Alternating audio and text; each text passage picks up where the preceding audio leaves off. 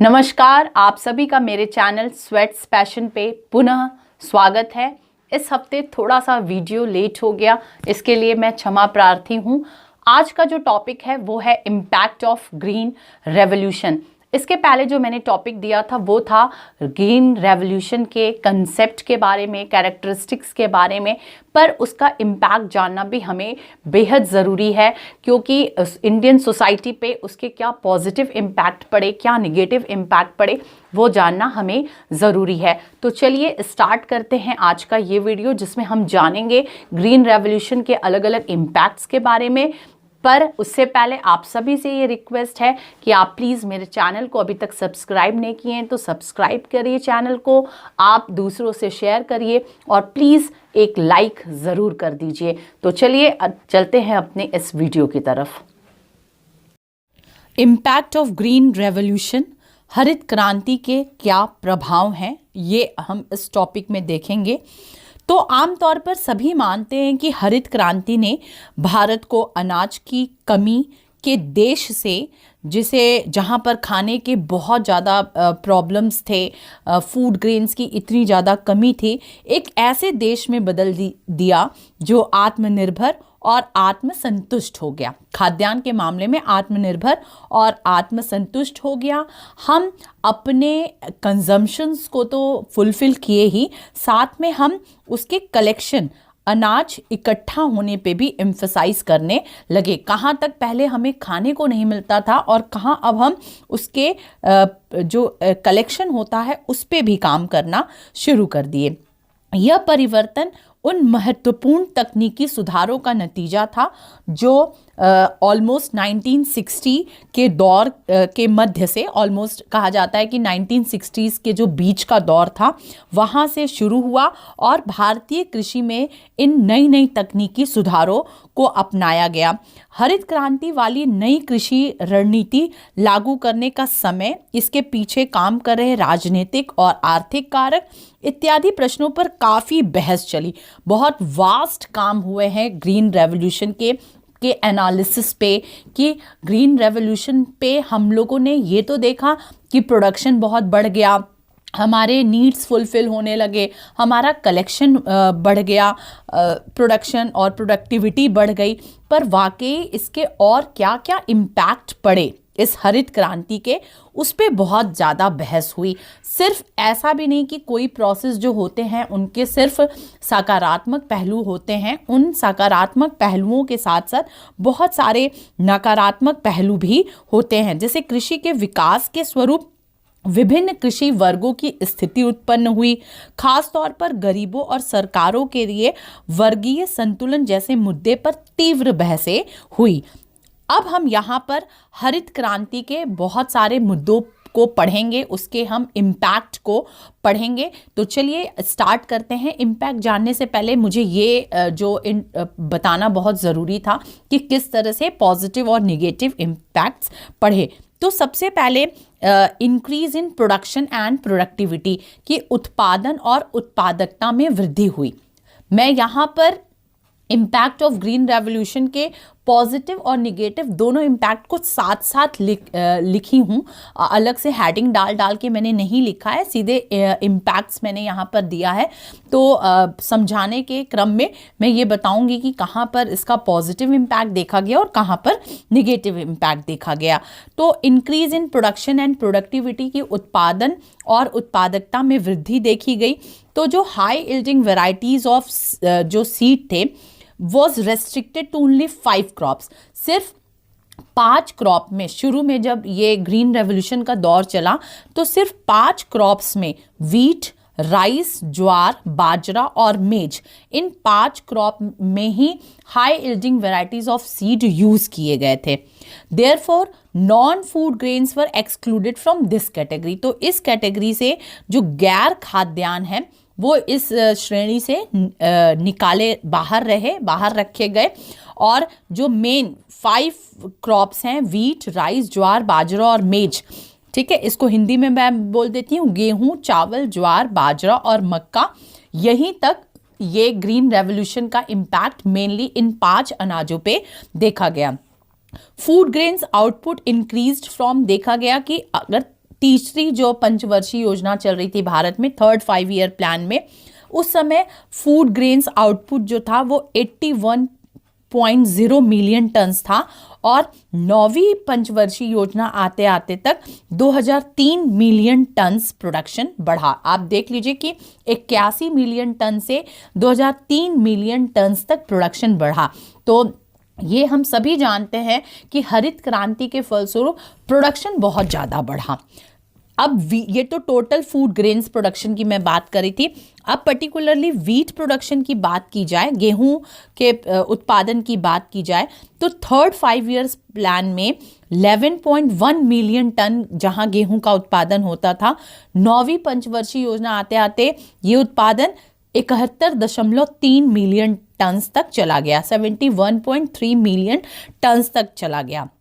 तो the overall contribution of wheat to total food grains has increased from 13% in 1950-51 to 34% in 2003-2004। तो आप देख सकते हैं कि कितना ज़्यादा फूड प्रोडक्शन हुआ है।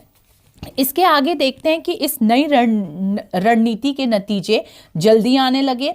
ये जो ग्रीन रेवोल्यूशन हम लोग अडॉप्ट किए, इस टेक्नोलॉजी को, आप पिछले पार्ट में ग्रीन रेवोल्यूशन के बारे में पूरा पढ़ चुके हैं कि ग्रीन रेवोल्यूशन क्या है, जिसमें high yielding varieties of seed का यूज़ करना, इरिगेशन फैसिलिटी को बढ़ाना, केमिकल फर्टिलाइजर्स को यूज़ करना, पेस्टिसाइड्स को यूज़ करना, इंसेक्टिसाइड्स को यूज़ करना, ये सारे ग्रीन रेवोल्यूशन में आते हैं। और किस तरह से कंज्यूमर बिहेवियरिज्म को भी चेंज करना, वो भी ग्रीन रेवोल्यूशन टेक्नोलॉजी के ही अंतर्गत आता है। तो इस नई रणनीति के नतीजे जल्दी आने लगे।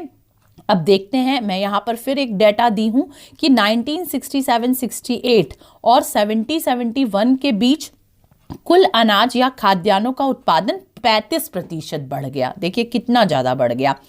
और 64-65 और 71-72 के बीच कुल अनाज का उत्पादन 8 करोड़ 90 लाख टन से बढ़कर 11 करोड़ 20 लाख टन तक बढ़ गया, जो करीब 10% की वृद्धि थी। ठीक है, तो ये चेंजेस हमें देखने को मिला कि क्या रिजल्ट हुए कि between 67-68 and 70-71 total grain production increase by 35%। 35% के ऑलमोस्ट ग्रीन जो फूड ग्रेन्स का प्रोडक्शन था वो बढ़ा हुआ दिखाई देता है। तो फर्स्ट इम्पैक्ट जो हमने देखा कि increase in production and productivity, उत्पादन और उत्पादकता दोनों में वृद्धि देखी गई। दूसरा इम्पैक्ट बताने के पहले मैं यहाँ पर थोड़ा ये भी बताना आपको चाह रही हूँ, मैंने यहाँ पर नोट्स में नहीं लिखा है पर मैं बताना चाह रही हूँ कि आखिर ग्रीन रेवोल्यूशन टेक्नोलॉजी क्यों एडॉप्ट किया गया। तो ऑलमोस्ट 1949 और 1965 के बीच प्रतिवर्ष, ठीक है, हर वर्ष 3% की कृषि विकास की का प्रशंस योग्य दर के बावजूद भारत के 50 के दशक के मध्य से ही और 60 के दशक के मध्य में खाद्यान्न की कमी का सामना करना पड़ा। मतलब 49 से 65 के बीच में हर वर्ष 3% वृद्धि दिख रही थी। कृषि विकास में 3% की वृद्धि दिखाई दे रही थी, जो कहीं ना कहीं से प्रशंसनीय था। इसके बावजूद 60 के दशक के आते आते खाद्यान्न की कमी का सामना हम सभी को करना पड़ा। इसका पीछे कारण क्यों है? एक तरफ तो आपको लग रहा है कि मैम बोल रही हैं कि कृषि विकास में बढ़ोतरी भी हुई, फिर भी खाद्यान्न का संकट झेलना पड़ा, इसलिए क्योंकि उसके साथ ही साथ हमारी जनसंख्या वृद्धि की दर 1% थी। हर वर्ष 1% जनसंख्या वृद्धि भी बढ़ती जा रही थी और आज़ादी के बाद इसमें भारी वृद्धि हुई। और जैसे ही आज़ादी हुई, जो हमारी जनसंख्या दर है उसमें भारी वृद्धि हुई और दर बढ़कर 2.2% हो गई। तो एक तरफ जो जनसंख्या, कृषि विकास के बढ़ने के बावजूद जनसंख्या का जो दर था बढ़ने का, वो बहुत तेजी से बढ़ा और प्रति व्यक्ति विकास दर में धीमी लेकिन निरंतर वृद्धि और ये सारी चीज़ें हमें देखने को मिली। और साथ में भारत में 2 बड़े युद्ध का भी सामना करना पड़ा। तो पहले चीन से युद्ध जो 1962 में हुआ था और पाकिस्तान के साथ 1965 ये जो 2 युद्ध लड़े गए वो भी कहीं ना कहीं से हमारे स्थिति को और कमज़ोर किया। और साथ में 1965 और 1966 में लगातार 2 बार अकाल भी पड़ा, ठीक है, फेमाइन भी आया। इसके फलस्वरूप ये जो सारी चीज़ें हुई, एक तरफ से जनसंख्या वृद्धि दर बढ़ी, एक तरफ से चीन और पाकिस्तान के साथ 2 युद्ध भी लड़े गए, 1962 और 65 का युद्ध, साथ में 2 बार अकाल भी पड़े देश में, 65 और 66 का अकाल। तो इन सभी के फलस्वरूप सारा कंबाइंड अगर मिला दिया जाए तो कृषि उत्पादन में 17% एवं खाद्यान्न उत्पादन में 20% की कमी हुई। अब समझिए, इन सभी के इम्पैक्ट की वजह से हमारे जो फूड ग्रेन प्रोडक्शन है उसमें 17% और जो खाद्यान्न उत्पादन है उसमें 20% की कमी हमें दिखाई दी, ठीक है। और खाद्यान्नों की कीमतें बढ़ने लगी, साथ में ऐसी चीज़ें हुई तो खाद्यान्न की कीमत बढ़ने लगी। इन सभी के फलस्वरूप देश में विकट स्थिति देखी गई और तब जा कर के फिर ग्रीन रेवोल्यूशन टेक्नोलॉजी को एडॉप्ट किया गया। तो मैं इम्पैक्ट वैसे तो समझा रही थी, पर इस वाले पोर्शन में मैंने ग्रीन रेवोल्यूशन क्यों ये टेक्निक्स एडॉप्ट की गई मिड ऑफ 1960s में, यहाँ पर मैंने थोड़ा सा इसके बारे में आप लोगों को समझाया है। अब हम चलते हैं अपने सेकेंड इम्पैक्ट की तरफ, साइंटिफिक कल्टिवेशन, ठीक है। A very important effect of green revolution is that traditional agricultural inputs and practices have given way to new and scientific practices। ये आपको पता है कि हमने scientific cultivation, वैज्ञानिक तकनीकों का प्रयोग करना शुरू किया। ये भी एक इम्पैक्ट पड़ा ग्रीन रेवोल्यूशन का। कैसे कि हम लोग हाई एल्डिंग वेराइटीज़ ऑफ सीड का यूज़ किए, हम लोग केमिकल फर्टिलाइजर्स का यूज़ किए, हम लोगों ने पेस्टिसाइड्स और इंसेक्टिसाइड्स का यूज़ किया।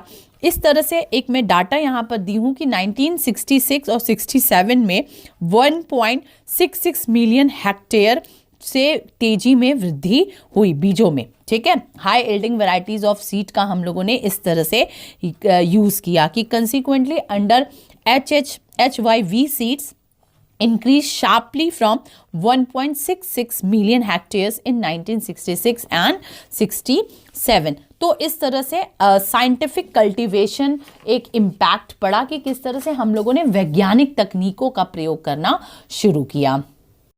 थर्ड इम्पैक्ट इकोलॉजिकल इम्पैक्ट मैं बताऊंगी, इसको मैं थोड़ा और विस्तृत तरीके से बताऊंगी। और वंदना शिवा, आप सभी ने ये नाम सुना होगा, बहुत बड़े इन्वायरमेंटलिस्ट हैं ये। तो वंदना शिवा ने बहुत ही अच्छा स्टडी किया है यहाँ पर और इकोलॉजिकल इम्पैक्ट बताया है। ये समहाउ ग्रीन रेवोल्यूशन का निगेटिव इम्पैक्ट है कि किस तरह से इसने हमारी इकोलॉजी पे इम्पैक्ट डाला, हमारी पारिस्थितिकी पे इसका क्या असर दिखा। तो मैं यहाँ पर बताती हूँ कि Shiva clarifies that distinction between traditional agricultural practices and modern green revolution agriculture. Vandana Shiva की जो अपने आप में बहुत इम्पॉर्टेंट बुक है वो है the violence of the green revolution, ठीक है। इनकी किताब का नाम है the violence of the green revolution. उसमें इन्होंने बड़ा विस्तार से बात की है इस पे, और उन्होंने जो ट्रेडिशनल एग्रीकल्चरल प्रैक्टिसेस थी, मतलब जो परंपरागत कृषि के जो तौर तरीके थे, और जब ग्रीन रेवोल्यूशन आया जिसको हम कहते हैं आधुनिक तौर तरीके कृषि के, उन दोनों में कंपैरिजन किया है और बताया है कि किस तरह से, और उसको नाम दिया है इंटरनल फार्मिंग सिस्टम, जो कि बिफोर ग्रीन रेवोल्यूशन था, और ग्रीन रेवोल्यूशन आने के बाद से जो सिस्टम है उसको उन्होंने नाम दिया एक्सटर्नल फार्मिंग सिस्टम। बहुत अच्छे से इस चीज़ को आप समझिएगा। तो traditional agricultural relies on internal organic inputs such as seeds that have been stored from the last harvest, pest control which is build from the crop mixture. एक तरफ से जो परंपरागत कृषि थी, मतलब ग्रीन रेवोल्यूशन आने के पहले जो हमारी परंपरागत कृषि थी वो आंतरिक जैविक पदार्थों पर निर्भर थी। मतलब कैसे कि जो पिछले वर्ष जो उत्पादन हुआ उसी में से हम सीड निकाले, उसको स्टोर करके रखे और अगले साल फिर उसी सीड को हमने लगा दिया। कीट नियंत्रण के जो तौर तरीके थे वो भी हमारे खुद के इनबिल्ट थे। ठीक है, वो फसलों के मिश्रण से तैयार किए जाते थे और फिर उसका प्रयोग किया जाता था खेतों में। और ग्रीन रेवोल्यूशन में क्या हुआ कि we apply all the infrastructure through external inputs. ठीक है, हम बाह्य तरीकों से, बाहरी पदार्थों से हम प्रोडक्शन का काम शुरू किए। कैसे कि जो बीज लाए वो भी बाहर के थे, वो high yielding varieties of seed थे, जो कि दो बीजों को आपस में, दो अच्छे किस्म के बीजों को आपस में क्रॉस करके बनाए जाते थे, तो वो भी बाहरी पदार्थ हुए। अब हम केमिकल फर्टिलाइजर्स जो बना रहे हैं वो भी बाहरी पदार्थ हुए। ठीक है, सिंचाई के जो तौर तरीके हम अपना रहे हैं वो भी बाहरी तौर तरीके हम अपना रहे हैं। तो ये डिफरेंस था ट्रेडिशनल एग्रीकल्चरल सिस्टम में और ग्रीन रेवोल्यूशन सिस्टम में, जिसको हम मॉडर्न एग्रीकल्चरल सिस्टम कहते हैं। आप यहाँ पर एक फिगर देख रहे हैं। फिगर 1 में देखिए इंटरनल फार्मिंग सिस्टम शो किया गया है। बहुत अच्छे से आपको क्लियर हो जाएगा कि जो फूड बन रहा है, ठीक है, ये हमारा आउटपुट है जो हमें फाइनली मिलता है, फूड ये तैयार कैसे हो रहा है? सॉइल से, ठीक है, जो कि हमें खुद अपने आप मिट्टी ही है हमारी, वाटर, ठीक है, सॉइल से प्लांट न्यूट्रिएंट्स मिल जाते हैं प्लांट को, वाटर मिल जाते हैं प्लांट को मॉइस्चर से, और फर्टिलाइजर्स और फॉडर जो एनिमल से मिल जाते हैं, मतलब जो एनिमल सड़ते हैं, गलते हैं, जो प्लांट सड़ते हैं, गलते हैं, उसी से न्यूट्रिएंट्स मिल जाता है प्लांट को, और इन्हीं चीज़ों का इस्तेमाल करके इस तरह से फूड बन जाता था। तो ये जो प्रोडक्शन होता था वो हमारे लिए हार्मफुल प्रोडक्शन नहीं होता था। ठीक है, ये मैंने समझाया है कि in figure 1 an internal traditional farming system where food is produced organically is illustrated. The key ingredients for the producing foods are soil, water, animals and plants. अब हम फिगर 2 की तरफ मूव करते हैं। कितना देखिए डिटेल में मैंने बनाया है।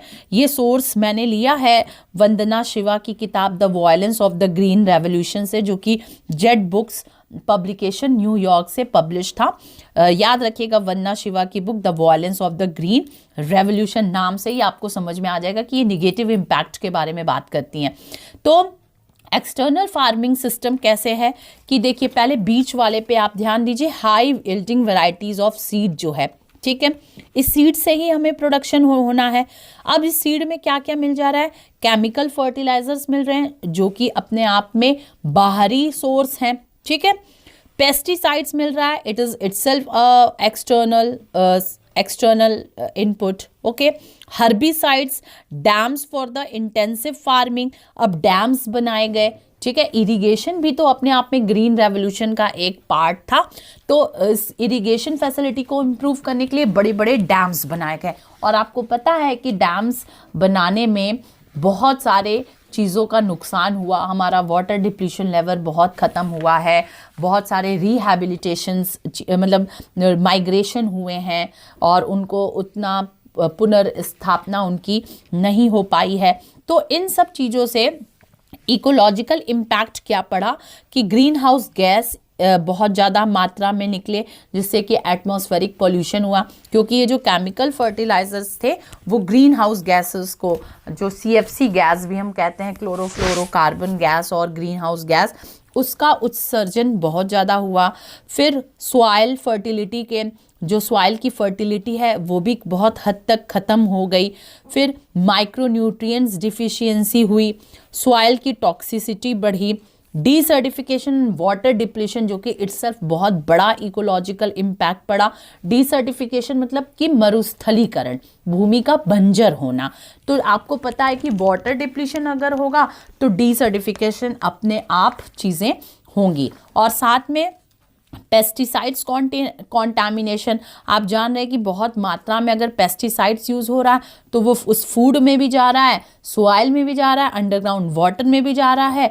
हम उसका सेवन कर रहे हैं तो ह्यूमन में भी जा रहा है, और एनिमल्स भी उसका सेवन कर रहे हैं तो एनिमल्स में जा रहा है, या एनिमल्स के थ्रू हम लोग के अंदर आ रहा है।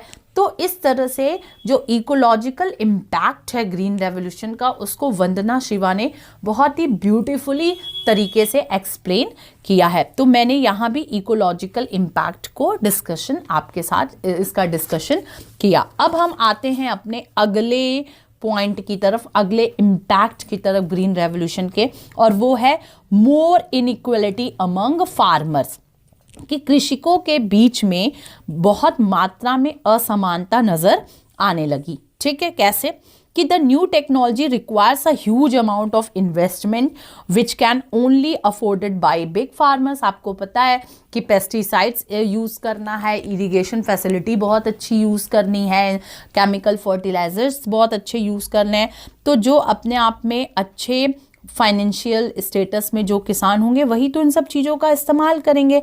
और इससे क्या हुआ कि जो बड़े किसान थे उनको इसका फ़ायदा मिला, और छोटे किसान जो हैं वो इससे थोड़े इसके फ़ायदे से अछूते रह गए।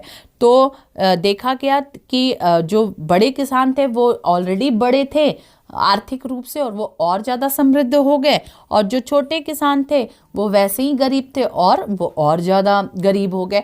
तो ये डिस्पैरिटी जो है, फाइनेंशियल डिस्पैरिटी जो है वो बढ़ती चली गई इस ग्रीन रेवोल्यूशन की वजह से। तो एक ये इम्पैक्ट हम देख सकते हैं ग्रीन रेवोल्यूशन का। फिफ्थ इम्पैक्ट में हम देख सकते हैं कि क्लास पोलराइजेशन एंड डीपीजेंटाइजेशन, वर्ग ध्रुवीकरण एवं गैर किसानीकरण। In the early 70s, an influential idea came that this revolution increased class polarization in the rural areas. 1970 के दशक के आरंभ में यह देखा गया कि इस क्रांति ने गरीब इलाकों में वर्गीय ध्रुवीकरण और बढ़ा दिया है। ठीक है, क्लास पोलराइजेशन और बढ़ा दिया है। यह तर्क पेश किया गया कि धनी किसान और पूंजीवादी खेतीहरों का वर्ग और छोटे किसान, काश्तकारों इत्यादि की कीमत पर मजबूत होता जा रहा है। मैंने इससे पहले ही आपको बताया था कि इस तरह से चीज़ें देखने को मिल रही हैं कि जो बड़ा किसान है वो और बड़ा होते जा रहा है और जो छोटा किसान है वो और होता जा रहा है। तो इस तरह से धनी और पूंजीवादी जो किसान हैं, खेतीहर हैं, वो अलग वर्ग बनाते जा रहे हैं, और जो छोटे किसान हैं या भूमिहीन किसान हैं या काश्तकार हैं उनका वर्ग अलग बनते जा रहा है। तो इस तरह से क्लास पोलराइजेशन होते गया, और ये छोटे किसान आधुनिक तरीकों के इस्तेमाल से वंचित होकर के भूमिहीनों के तबकों में ढकेले जाने लगे, और इस तरह से गैर किसानीकरण की प्रक्रिया काम करना शुरू कर दी। तो ऑलरेडी एक तरफ से लैंड रिफॉर्म का काम चल रहा था, पर फिर भी लैंड रिफॉर्म में कई सारे पॉजिटिव इम्पैक्ट्स भी थे, निगेटिव इम्पैक्ट्स भी थे, उसके भी बहुत सारे। अब तक लैंड रिफॉर्म अपने फुल फ्लेज में तो आ नहीं चुका था, उसमें भी प्रॉब्लम्स चली रही थी। अभी भी कई जगह पे जमींदारी व्यवस्था, काश्तकारी व्यवस्था चल रही थी। और साथ में जब ग्रीन रेवोल्यूशन आया तो इसने क्लास पोलराइजेशन, वर्ग ध्रुवीकरण, किसका? बड़े और पूंजीवादी किसानों का और छोटे और भूमिहीन किसानों का नया वर्ग तैयार कर दिया। तो इस तरह से एक ये इम्पैक्ट हम देख सकते हैं। और इसके अलावा कृषि का मशीनीकरण श्रम की जगह ले रहा था। ठीक है, एक तरफ से टेक्नोलॉजी भी एडवांस हो रही थी, तो श्रम की जगह पे मशीनीकरण, मैकेनाइजेशन हो रहा था, और इसके कारण अनएम्प्लॉयमेंट जो था वो बहुत ज़्यादा देखे जाने लगा, और इस तरह से डिक्लाइन इन एग्रीकल्चरल वेजेस, और इस तरह से जो खेतीहर मजदूरी में गिरावट आ रही थी, क्योंकि हर काम मशीन ज़्यादा कामों को कर रहा था, तो जो लेबर फोर्स होता है उसमें कमी आने लगी। तो ये क्लास पोलराइजेशन और डीपेजेंटाइजेशन का इम्पैक्ट है जिसको आपने समझा। अब हम आते हैं अगले इम्पैक्ट की तरफ, इम्पैक्ट ऑन न्यूट्रिएंट्स, न्यूट्रिशन। ठीक है, न्यूट्रिशन पे क्या इसका इम्पैक्ट पड़ा, पोषण पे क्या इसका इम्पैक्ट पड़ा, ये भी ज़रूरी है हम लोग को जानना, क्योंकि हम सिर्फ अच्छी बातों को जाने वो ज़रूरी नहीं है, जो फैक्ट है उसको जानना बहुत ज़रूरी है। तो जैसे millets are rich in protein and vitamin and minerals. आपको पता है कि जो मिलेट्स होते हैं वो प्रोटीन में, विटामिन्स में और मिनरल्स में बहुत रिच होते हैं, बहुत रिच सोर्स होता है।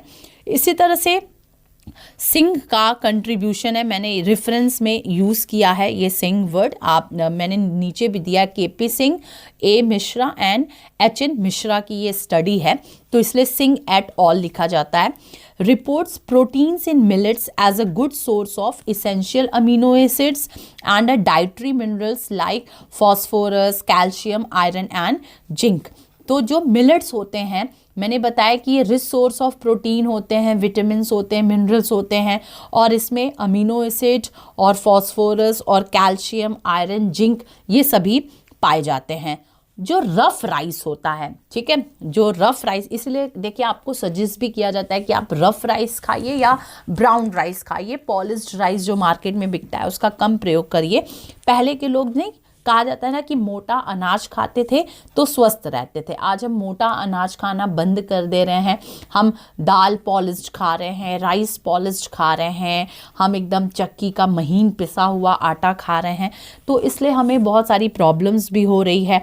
तो जो रफ राइस होते थे contains more amount of riboflavin, thiamine, calcium, phosphorus, iron, zinc, और जो पॉलिश्ड राइस की अपेक्षा जो रफ राइस होते हैं उसमें ये सारी चीज़ें ज़्यादा पाई जाती हैं। उसी तरह जो मिल्ड राइस होते हैं, वो मिल में जो राइस बनते हैं उसमें भी ऑलमोस्ट सारे न्यूट्रिएंट्स ख़त्म होते जाते हैं जैसे जैसे पॉलिशिंग का प्रोसेस होता रहता है। पर जो ब्राउन राइस है वो अंडरगो मिनिमल प्रोसेसिंग, वहाँ पर प्रोसेसिंग कम होता है, इस वजह से उसमें कुछ न्यूट्रिएंट्स बने रहते हैं जैसे थाइमाइन, नाइसिन, राइबोफ्लेविन, ये सब मिनरल्स उसमें बने रहते हैं। और जो कलर्ड राइस की जो वैरायटीज़ होती है उसमें जैसे कि आप देख सकते हैं कि ब्लैक राइस है, ये सब good source of protein and fat है। हमें दिखने में तो अच्छा नहीं लगता है, खाने में भी बहुत नहीं अच्छा लगता है, but they are very healthy in terms of our health. और ये तो ग्रीन रेवोल्यूशन ने इस पॉलिश्ड राइस के प्रोसेस को बढ़ा दिया और रफ राइस और मिलेट्स और ब्राउन राइस या जो और कलर्ड राइस है वो उनका प्रोडक्शन कम होते गया। तो इस तरह से हम ग्रीन रेवोल्यूशन के माध्यम से जो प्रोडक्शन हुए राइस के, हम उनको इनटेक करने लगे और इस तरह से हमारे अंदर न्यूट्रिशन की कमी होने लगी।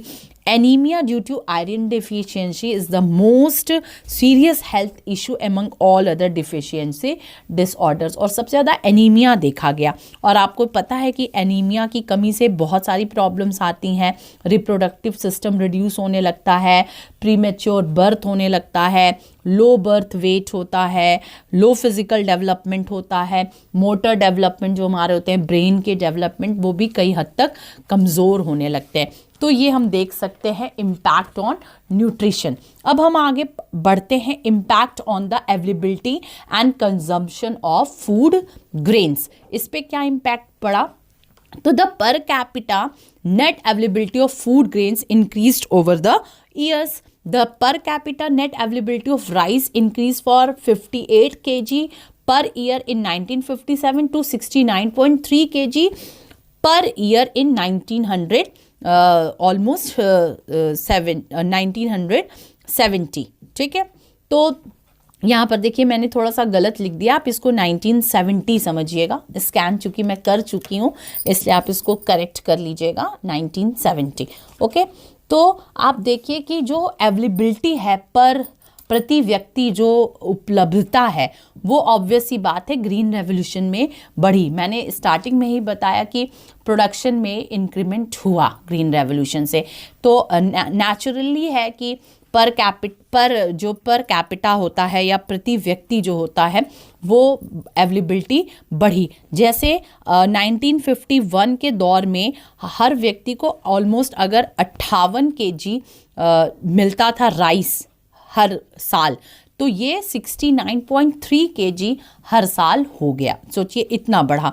ये तो मैंने राइस की अवेलेबिलिटी बताई। इसी तरह वीट की अगर अवेलेबिलिटी की बात की जाए तो वीट जब जैसे 1951 में ये ये जो ऊपर वाला था वो 1917 नहीं था, ये था 2017 की बात मैं कर रही हूँ। ओके, तो वीट की जो अवेलेबिलिटी थी वो जहाँ 1951 में 24 kg पर ईयर थी, वो 2017 में 70 सोचिए kg पर ईयर हो गई। जो हर व्यक्ति को 24 किलो वीट एक साल में उपलब्ध था 1951 के दौर में, 2017 आते आते ये हर व्यक्ति को 70 किलो मिलने लगा। तो आप समझ जाइए कि कितना ज़्यादा अवेलेबिलिटी बढ़ी है। पर देखा जाए ये तो राइस और व्हीट के केस में था, पर अगर मिलेट्स के केस में देखा जाए तो मिलेट्स घटने लगा। हर पर कैपिटा जो नेट अवेलेबिलिटी है सीरियल ग्रेन्स की, जिसमें मिलेट्स हैं, पल्सेस हैं, वो डिक्रीज्ड होने लगा। और अभी मैंने पिछले इम्पैक्ट में बताया कि मिलेट्स कितने गुड सोर्स हैं प्रोटीन्स के, विटामिन्स के और मिनरल्स के, तो ये घटा और वो बढ़ा। अब नेक्स्ट है रीजनल इनइक्वालिटी। ठीक है, रीजनल इनइक्वालिटी, क्षेत्रीय असमानता कैसे बढ़ा। वैसे तो और बहुत सारे इम्पैक्ट हैं, पर बहुत लॉन्ग हो जाता वीडियो, इसलिए मैंने यहाँ पर 8 इम्पैक्ट बताए हैं। तो अब मैं लास्ट इम्पैक्ट पे बात कर रही हूँ, रीजनल इनइक्वालिटी। इसमें क्या है कि किस तरह से क्षेत्रीय असमानता बढ़ा। तो आपको पता है कि जो ग्रीन रेवोल्यूशन टेक्नोलॉजी का स्टार्टिंग में इस्तेमाल हुआ, वो मेनली नॉर्थ में पंजाब, हरियाणा और वेस्टर्न उत्तर प्रदेश में हुआ था, और बाकी अन्य राज्यों में नहीं हुआ था, और साउथ में थोड़ा बहुत आंध्र प्रदेश में हुआ था। तो इस तरह से आप देखिए कि ग्रीन रेवोल्यूशन टेक्नोलॉजी का यूज़ करने के बाद पंजाब, हरियाणा और वेस्टर्न उत्तर प्रदेश एक तरफ बहुत अलग हो गए, क्योंकि उनका प्रोडक्शन बहुत बड़ा, तो नेचुरल है कि उनका जो फाइनेंशियल स्टेटस होगा वो बढ़ जाएगा। पर ठीक दूसरी तरफ जो दूसरे रीजन थे, वहाँ पर ग्रीन रेवोल्यूशन टेक्नोलॉजी को इम्प्लीमेंट नहीं किया गया। इस वजह से दो क्षेत्रों में असमानता नजर आने लगी, and it has so far affected only 40% of the total cropped area and 60% is still untouched by it. इसलिए मैंने यहाँ पर ये डाटा दिया है कि ग्रीन रेवोल्यूशन, मान लीजिए 100% क्षेत्र में अगर हम कोई चीज़ उत्पादन कर रहे हैं, तो ग्रीन रेवोल्यूशन टेक्नोलॉजी का सिर्फ 40% क्षेत्र में ही इम्प्लीमेंट किया गया। बाकी 60% क्रॉप्ड एरिया में ग्रीन रेवोल्यूशन टेक्नोलॉजी को इम्प्लीमेंट नहीं किया गया। इस तरह से रीजनल इनइक्वालिटी देखी गई। यहाँ पे मैं कुछ और रिव्यूज़ देना चाहूँगी। ऑलमोस्ट 5-6-7 रिव्यू मैं लेकर के आई हूँ, जिन्होंने अलग अलग ग्रीन रेवोल्यूशन पे लोगों ने रिव्यू किया है, सब मतलब स्टडी की है और उसके अलग अलग इम्पैक्ट को देखा है। तो सबसे पहले ढूंढदयाल का मैं इम्पैक्ट आपको बताती हूँ। SP ढूंढदयाल, इनका था paper cost effectiveness of modern technology on farm production and farm income. ये Indian journal of agriculture and economics में ये पब्लिश हुई थी। इन्होंने क्या किया, 68 में दिया। इनका क्या कहना था कि attempted to examine the green revolution technology and it effects on the distribution of income. इन्होंने ग्रीन रेवोल्यूशन टेक्नोलॉजी पे काम किया और साथ में उसका इफेक्ट देखा इनकम पर। ठीक है, तो ढूंढदयाल का ये वर्क है। उसी तरह से बर्धान, आप जो पढ़ सके, ये तो प्रोनाउंसिएशन की बात है।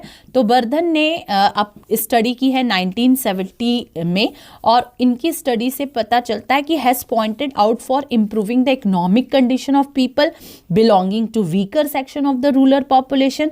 It is needed to improve growth of agriculture at a faster rate by adopting new agricultural technology. इन्होंने स्टडी किया और इनका जो आया था रिसर्च पेपर, वो था green revolution and agricultural labourer. EPW में इनका रिसर्च पेपर पब्लिश हुआ था, और इसमें इन्होंने कहा है कि किस तरह से वीकर सेक्शन के जो इकोनॉमिक कंडीशन है वो कैसे चेंज हुए, रूरल पॉपुलेशन के कैसे चेंज हुए, और इस तरह से एग्रीकल्चरल टेक्निक में क्या इम्प्रूवमेंट हुई, और एग्रीकल्चर टेक्नोलॉजी में किस तरह से नई नई टेक्नोलॉजी अडॉप्ट की गई।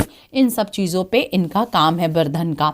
उसी तरह से अब हम देखते हैं कि ब्राउन का वर्क। ठीक है, ब्राउन, LR ब्राउन ने 1971 में, इनका जो नाम है पेपर का वो है social impact of green revolution.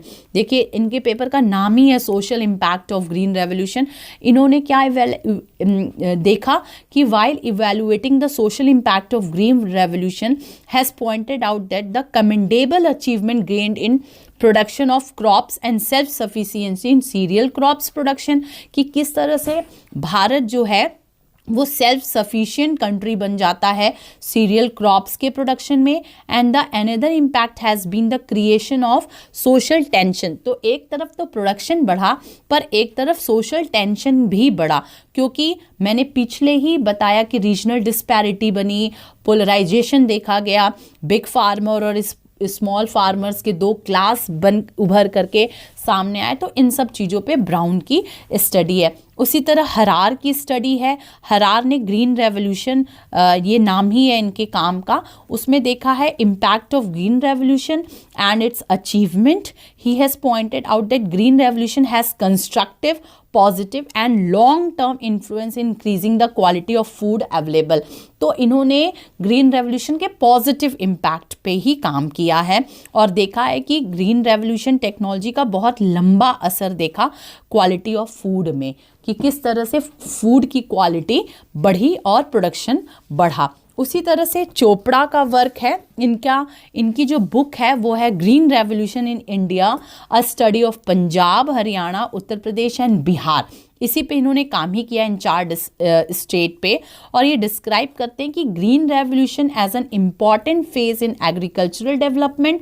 It is a revolution which differs in time and place from earlier phases of development. कि किस तरह से ग्रीन रेवोल्यूशन टेक्नोलॉजी जो है अपने आप में बहुत बड़ा एग्रीकल्चरल डेवलपमेंट के रूप में प्लेस करता है इंडियन सोसाइटी में, और किस तरह से अलग अलग डेवलपमेंट और फेजेस आगे बढ़ते हैं। उसी तरह से माहेश्वरी का वर्क है green revolution, market access of small farmers and stagnation of cereals yield in Karnataka. इनका वर्क है कर्नाटका में, और ये जर्नल है, और ये पब्लिश हुआ Indian journal of agricultural economics में। उन्होंने एग्जामिन किया, मैंने बताया कि जहां चोपड़ा ने पंजाब, हरियाणा, उत्तर प्रदेश और बिहार में वर्क किया था, माहेश्वरी का कर्नाटका में वर्क है, और ये राइस, ज्वार और रागी इसके ग्रोथ रेट पे काम किए हैं। और कब? Second phase of green revolution में, first phase of green revolution में नहीं, सेकेंड फेज में ऑफ ग्रीन रेवोल्यूशन में, तभी तो इनका वर्क 1998 में पब्लिश हुआ है। और लास्ट में जो यहाँ पर रिव्यू दी हूँ वो महेश का दी हूँ, विजय महेश का। इनका जो वर्क है वो green revolution and its impact है, ये न्यू दिल्ली से पब्लिश हुई है। और इन्होंने स्टडी जो किया है वो किया है green revolution and its impact on farm sector. ये फार्म सेक्टर पे काम किए हैं। Now agricultural technology has influenced income inequality in various region in the country. की एक तरफ से इनकम इनइक्वालिटी की ये बात करते हैं कि जब क्लास पोलराइजेशन होगा, डीपिजेंटाइजेशन होगा, रीजनल डिस्पैरिटी होगी, तो किस तरह से इनकम इनइक्वालिटी भी हमें दिखाई देगी। तो ये लास्ट मैंने रिव्यू आपको दिया है। तो इतने रिव्यू को मैंने ग्रीन रेवोल्यूशन इस इम्पैक्ट में दिखाया है। तो आपने डिटेल में जाना कि क्या क्या इम्पैक्ट है। मैंने पूरे इम्पैक्ट्स में कुछ पॉजिटिव इम्पैक्ट भी बताए, कुछ नेगेटिव इम्पैक्ट्स भी दिए। सारे डेटास को दे करके मैंने समझाने की पूरी कोशिश की है, और लास्ट में मैंने कुछ रिव्यूज़ भी दिए हैं कि ग्रीन रेवोल्यूशन जैसे टॉपिक पे बहुत काम हुए हैं। तो आप उसको ज़रूर अपने आंसरिंग में कोट करिएगा। जैसे अगर आप अपने आंसर को कंप्लीट करते हैं तो उसके बाद से आप 2-3 इस तरह के रेफरेंसेस ज़रूर डालिएगा कि इनके अकॉर्डिंग, या इन्होंने भी ये वर्क किया, इन्होंने ने ये वर्क किया और उन्होंने क्या रिजल्ट दिया, उनके स्टडी में, उनके एनालिसिस में क्या क्या रिजल्ट निकलते हैं। तो ये कंप्लीट ग्रीन रेवोल्यूशन का फर्स्ट वीडियो और ये सेकंड पार्ट है। उस पूरे पार्ट्स को आप ज़रूर समझिए, आपका कंसेप्ट पूरा क्लियर हो जाएगा। अब चलिए आगे हम दूसरे वीडियोस के साथ आपसे ज़रूर मिलेंगे। तब तक के लिए आप सभी को मेरा बहुत सारा प्यार। अपने एग्ज़ाम्स को अच्छे से देते रहिए। जिस भी लक्ष्य को लेकर के चले हैं उन लक्ष्य को लेकर के आगे बढ़ते चलिए। और 2021 में जो आपने रेजोल्यूशन लिया है उस रेजोल्यूशन को पाने के लिए अपना जी जान एक कर दीजिए, तब तो बात बनेगी। अदरवाइज़ फिर हम अपने रेजोल्यूशन को छोड़ते चलेंगे तो कोई मतलब नहीं रहेगा। तो आप अपनी पढ़ाई को पूरा करिए और अच्छे कामों को करते रहिए, और ह्यूमैनिटेरियन बैकग्राउंड को, ह्यूमैनिटेरियन फीलिंग्स को अपने अंदर जीवित रखिए। चलिए, गुड बाय, टेक केयर। आप सभी को मेरा खूब सारा प्यार।